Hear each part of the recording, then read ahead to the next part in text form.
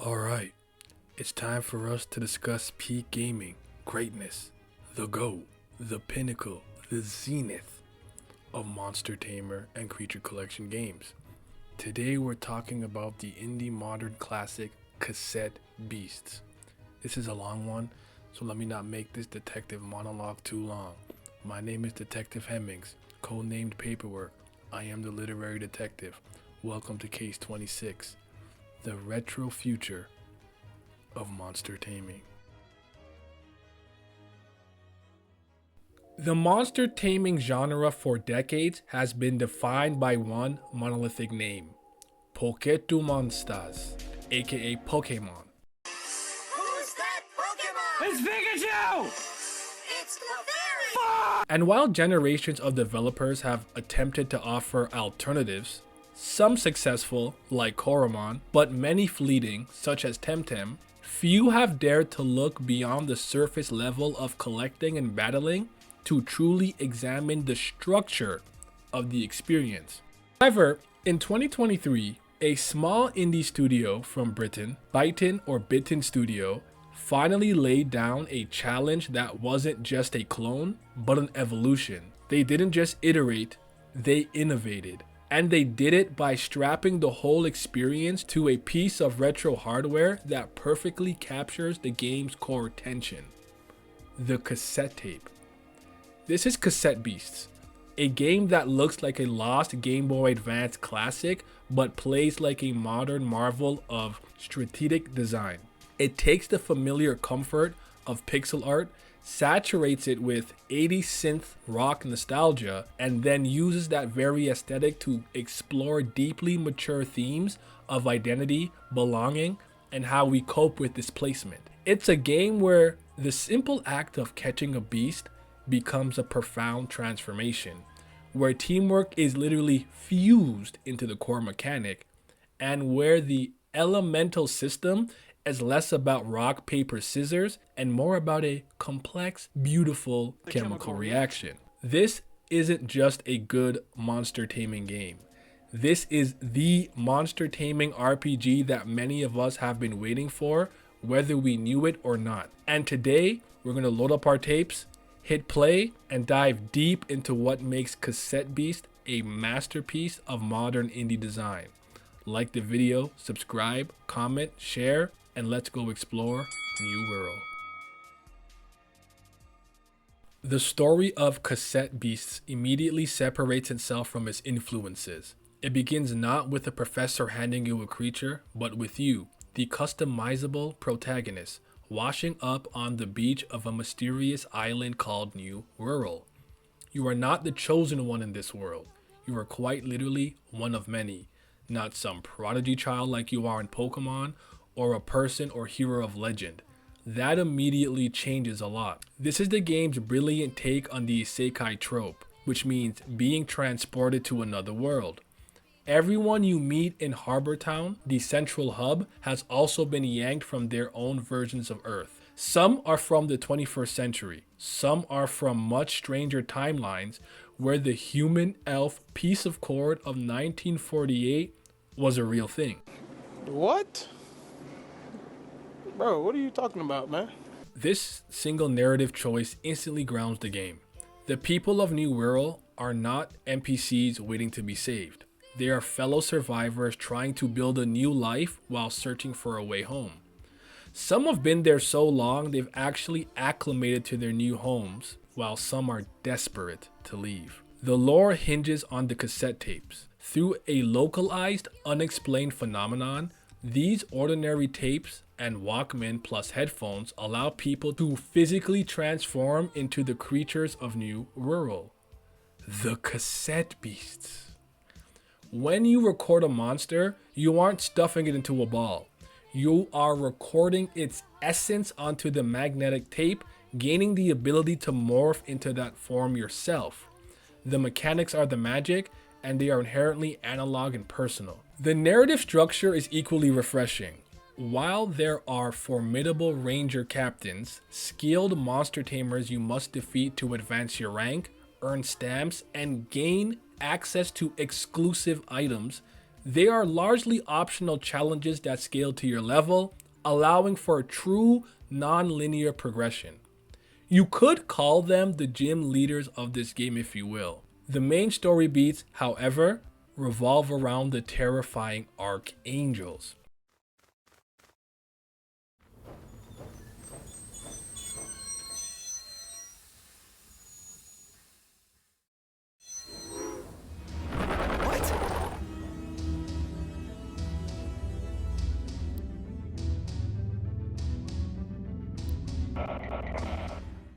These are not cute, friendly looking creatures.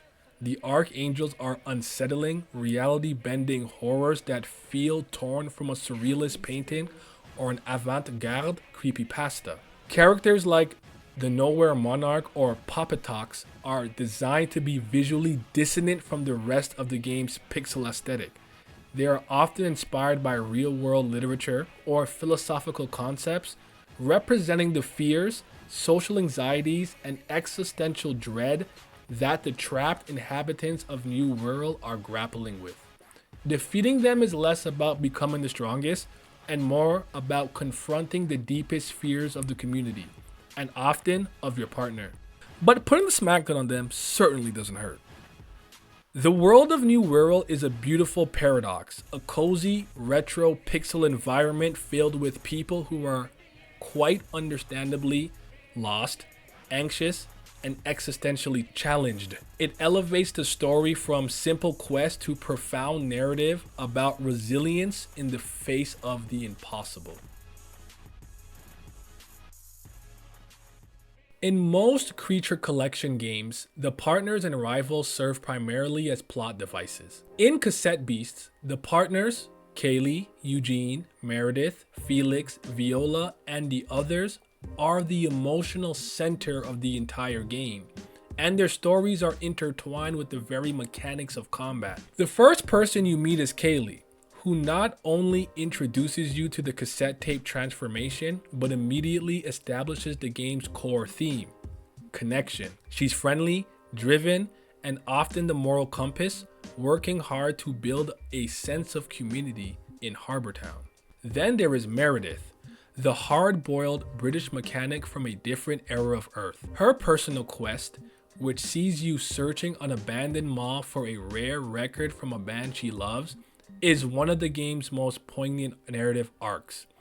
It's a story about the complex relationship we have with nostalgia and physical objects, plus the realization that sometimes the meaning we attach to a symbol is more important than the symbol itself. Felix is the shy artistic soul struggling with imposter syndrome and the embarrassment of his past work. Through his side quest, related to his art, actually ends up offering a very interesting twist.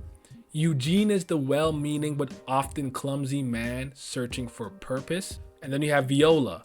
Viola is grappling with ghosts, both literal and metaphorical. Side note, she was the first character I pursued a romantic relationship with, which is a perfect segue to the next game mechanic. What helps these characters feel so compelling is their relationship system. You can build trust and friendship by having them as your active companion in battle, completing their personal side quest, and most importantly, resting with them at a campfire or the gramophone cafe. These moments aren't filler, they are intimate, quiet character studies that deepen the bond between you and your partner. These can, if you want, eventually become romantic relationships, and from my understanding, even same-sex relationships. Meredith was the second person I dated on my second playthrough. I have beaten this game 3 times. And this bond has a direct, massive impact on the gameplay, specifically through the game's most innovative feature.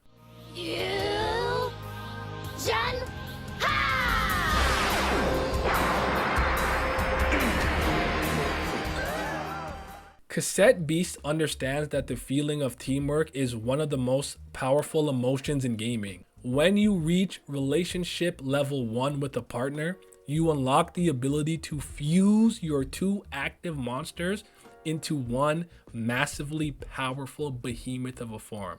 Not always behemoth, but more often than not. The fusion is temporary, lasting until the battle's over, until it is knocked out or voluntarily dissolved. Narratively, this fusion isn't just a stat boost, it's a physical manifestation of your bond.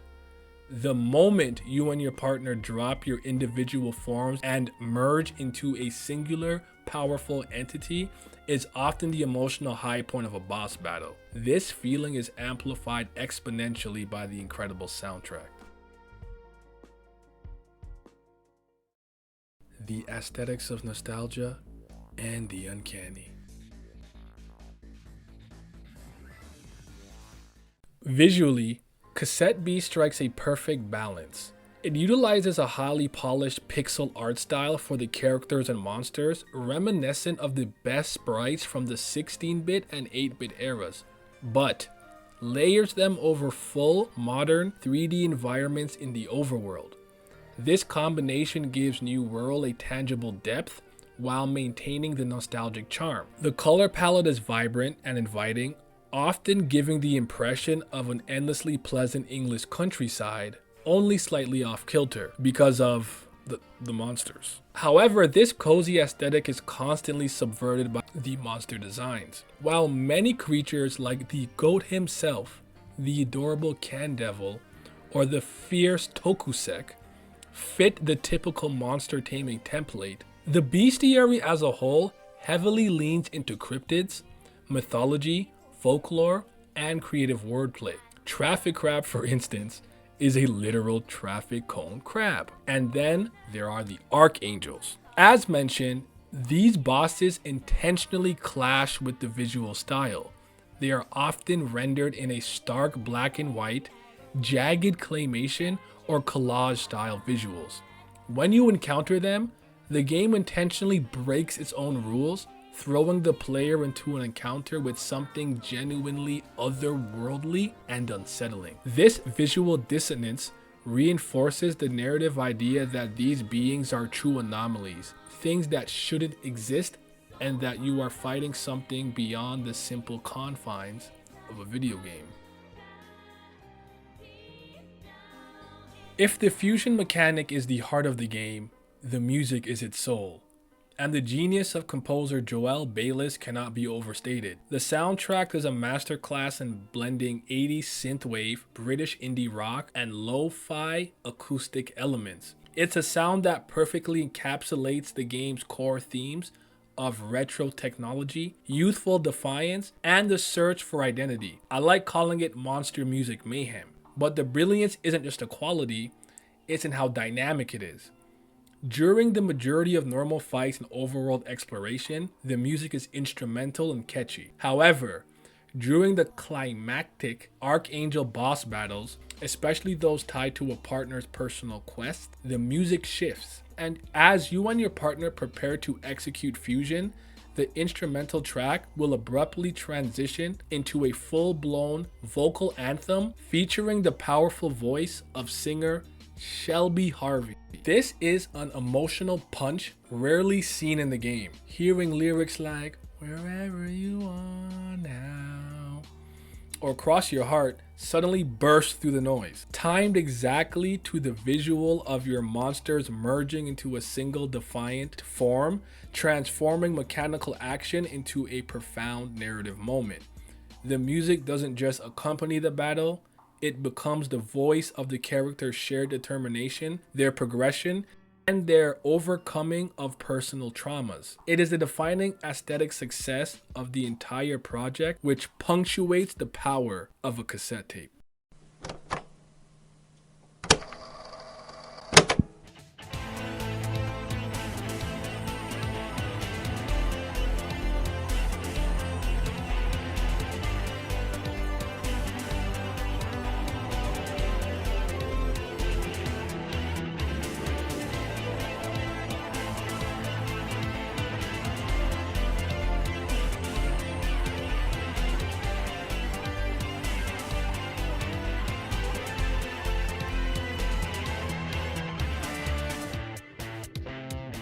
Are you in need of assistance?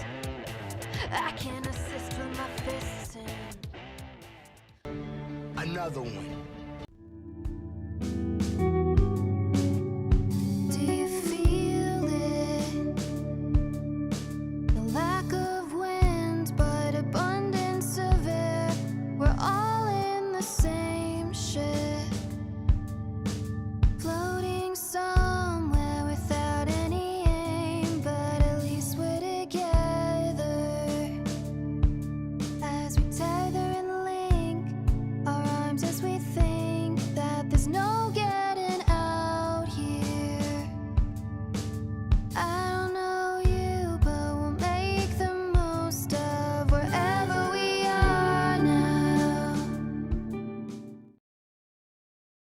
The philosophy of Cassette Beast is built on flexibility, altering and breaking conventions, and nowhere is this clearer than in its core gameplay loops.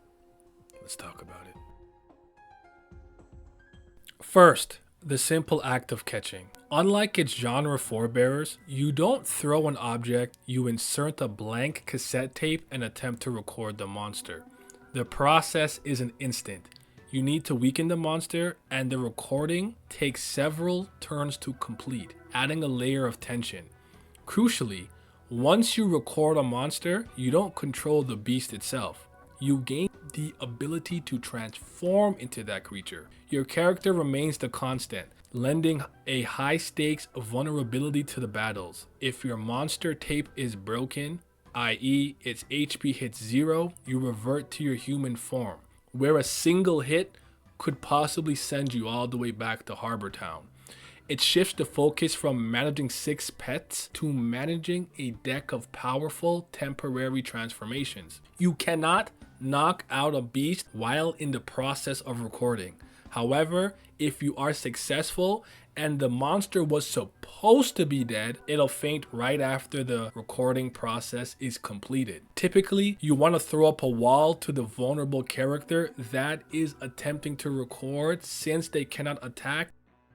The battle system itself is turn-based, but it replaces the traditional PP power points with an action point AP system. Every turn, your creature gains a certain amount of AP, typically 2, which you spend on moves. This simple change demands better resource management and more foresight. Do you use a 0 AP move, a cheap 2 AP move now, or do you save up for a powerful 4 or 6 AP attack on the next turn? This system, borrowed from more traditional RPGs, adds genuine strategic depth. The moves themselves are housed in stickers. Literally, every monster tape comes with a set of stickers representing its abilities. These stickers can be peeled off, replaced, and applied to any monsters that you own. This completely blows off the concept of fixed movesets.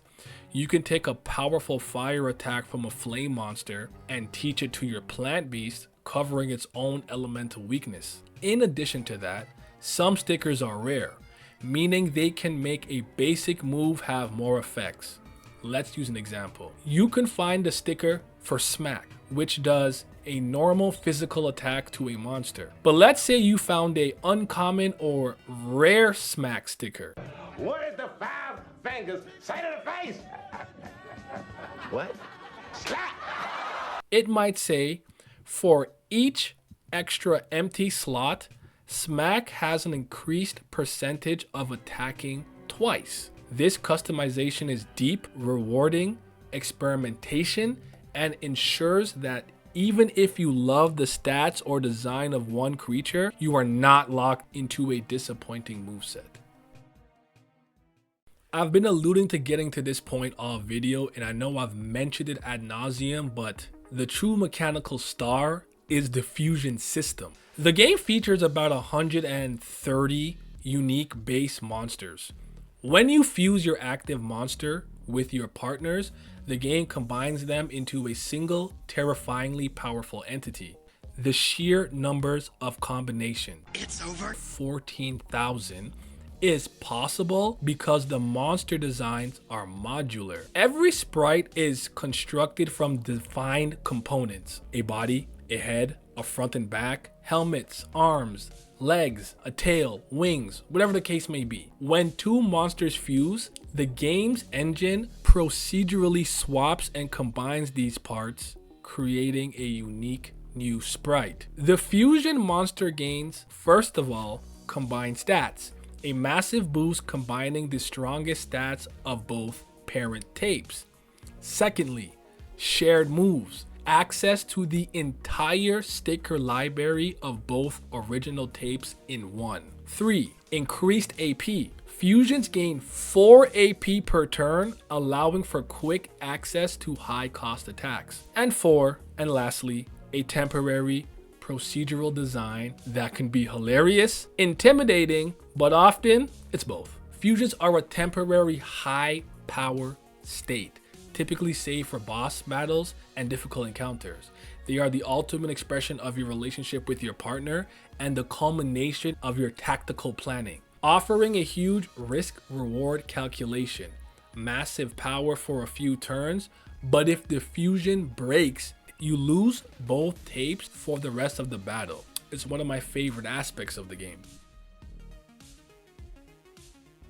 For all its charming aesthetics, Cassette Beast is secretly a deep tactical RPG. The reasoning is the brilliant, complex, and beautiful elemental synergy system. The game features 14 elemental types, and the interactions between them go far beyond the simple water beats fire or fire beats grass model. It's not as simple as nullifying damage, mitigating damage, or multiplying damage. Instead, type matchups trigger status effects, buffs, debuffs, and changes that manipulate the battlefield in dynamic, unforeseen ways. It's less like elemental affinity and more like a game of volatile chemistry. Here are a few examples of how this system completely changes combat. Fire plus water. Steam. Hitting a water type monster with a fire attack doesn't only deal damage, it generates a healing steam mist around the water creature, actually healing the water monster every turn. Suddenly, your advantageous attack is working in the enemy's favor, forcing you to rethink your priority targets. Then you got poison plus metal. Tipped. Hitting a metal type monster with a poison attack applies a tipped status. Meeting the metal monster deals a little extra damage every time it makes contact with another creature. This completely alters the strategy for melee versus ranged attacks against metal types. Air plus plant. Uprooted. Hitting a plant type with an air type move unroots the plants from the earth, causing them to gain less AP per turn, forcing you to think about how you have to maneuver around that so you don't only gain 1 AP per turn. And the last one I'll use is ice plus water, which is ice coating. Hitting a water type with an ice attack applies freezing, which causes the monster to flinch, skip a turn on subsequent hits. This is a game-changing status effect that requires a multi-turn setup. This level of depth means that winning isn't just about having high numbers or the right types, anticipating the reactions your attacks will cause. You are constantly setting up for future turns, using a supportive creature to apply a status effect that your attacking creature can then capitalize on. It rewards tactical thinking, creative team composition, and crucially, a deep understanding of the various interactions. Finally, the overworld exploration feeds directly back into the combat system. New World is an open world island, but your access to different areas is governed not by key items, but by the transformation abilities of the monsters you record. To cross water, you need to record a specific monster, Diveal, that teaches your character the ability to swim. To scale rocks and cliffs, you need a monster that teaches you Vine Ball. To traverse magnetic platforms, you need electromagnetism. This brilliant design choice means that exploring the map is an active, integrated part of the monster taming loop. You don't just find a hitting skill, you must hunt for the creature that provides the skill, making every capture a potential key to new areas and more secrets. It successfully converts the much maligned HM hidden machine concept from its predecessors into a rewarding continuous game mechanic, or trying to supplement that with giving the character different items like climbing gloves. There are lots of caves, hidden areas, and puzzles, treasure chests to open in this game, which really makes exploring such a fun time in my honest opinion. Bootlegs are the shinies in Cassette Beast. It's my favorite take on this concept because what it does is give you a beast with a different type than normal. For example, Banshee is a beast type monster that turns into an astral type or earth type depending on which evolutionary line is chosen. But a bootleg Banshee might just be an ice type or a glass type. This allows the player to technically be able to have a team with all their favorites, because with bootlegs, they become a whole different monster. I'm a motherfucking monster!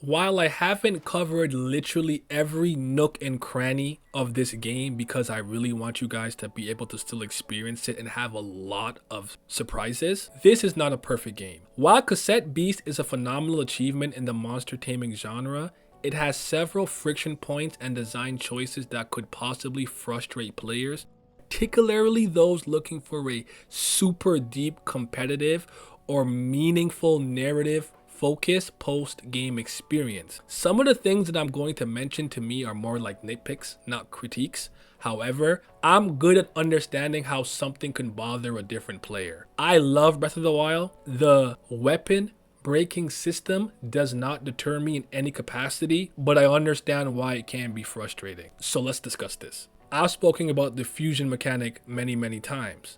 I would argue there's a bit of a fusion over dominance at some point. Fusion often provides such a massive stat boost and access to potent combined movesets with high AP gain. It becomes the optimal strategy for nearly every combat encounter, especially against high-level opponents. This could diminish the strategic value of individual monster setups, type synergy, and status effects. The answer to most tough fights is simply to fuse and hit hard. The difficulty ceilings. For veterans of the game or genre, the overall difficulty curve feels too shallow in the late game. Once the player obtains a few powerful sticker combinations like custom starter stickers, the game rarely offers a challenge that requires significant planning outside of specific narrative-driven boss fights. The sticker slot grind. To truly optimize a beast, players need to grind for open sticker slots via duplicate tapes, the merchants, or finding rare chests around the overworld. This feels like an artificial time sink rather than an engaging challenge. It's mandatory for competitive viability, but tedious to execute, often requiring repetitive farming in early game areas.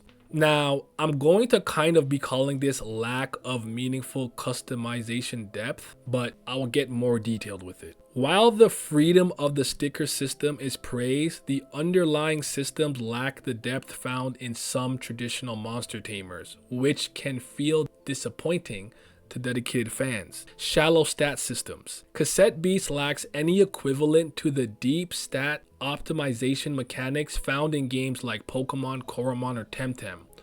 All of the monster stats are predetermined by its species and level. While this simplifies the game, and I like it, it removes an entire layer of theory crafting and personalized optimization for players who enjoy min-maxing their teams. Moreover, your player stats kind of combine with the monster stats, and because you transform into a monster instead of throwing one out, it's essentially always going to be the same depending on level. Then there's reliance on remastering luck. Obtaining the most powerful version of moves, remastered stickers, is largely luck dependent, relying on RNG when leveling up or recording tapes. This gating of crucial abilities behind luck rather than skill or specific progression tasks can feel frustrating, and it slows down the process of building a final, ultimate perfect team. And some might say there's limited unique moves. A few beast unique move pools can feel restricted, forcing players to heavily rely on generic stickers to fill necessary roles like supporting or healing, which dulls the distinct identity of certain beasts. The only problem I think the Overworld has is a little bit of pacing. The early game gate with how slow you are with very little stamina and really none of the Overworld abilities really limits how fast and how effective you can get to certain areas. Once you have glide and dash and like the vine ball plus the electric ability, it opens up vastly and it's much better, but I can truly understand how that can frustrate you in the early game.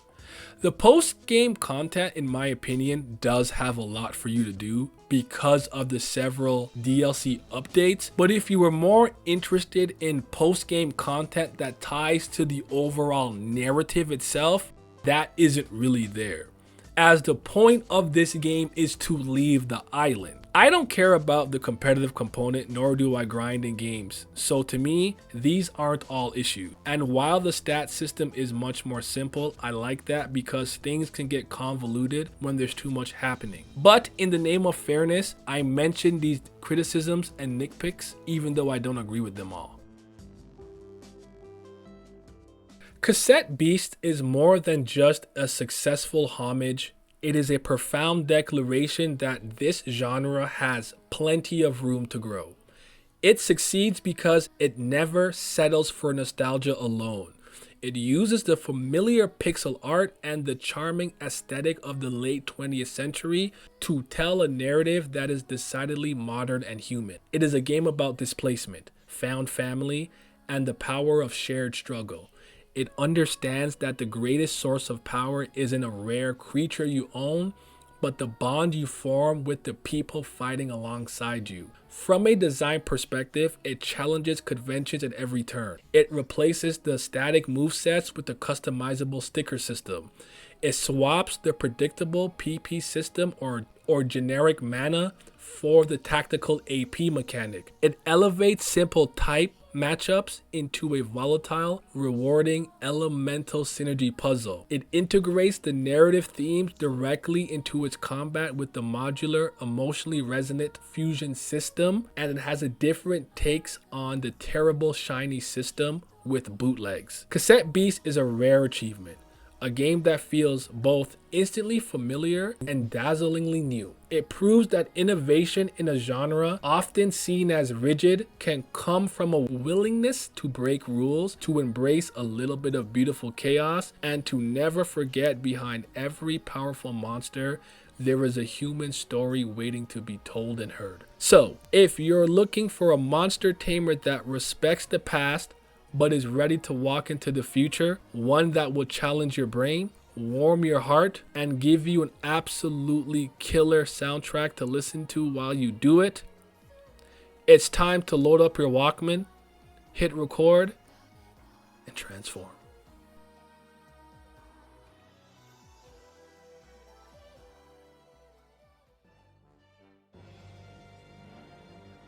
I feel like I did a good job explaining what makes this game so special and why it's, in my opinion, the best monster tamer out as of this video. Consider this case solved. Share with me your favorite monster in the game and favorite character if you've already completed it. Be safe, y'all. Detective Hemmings, signing out.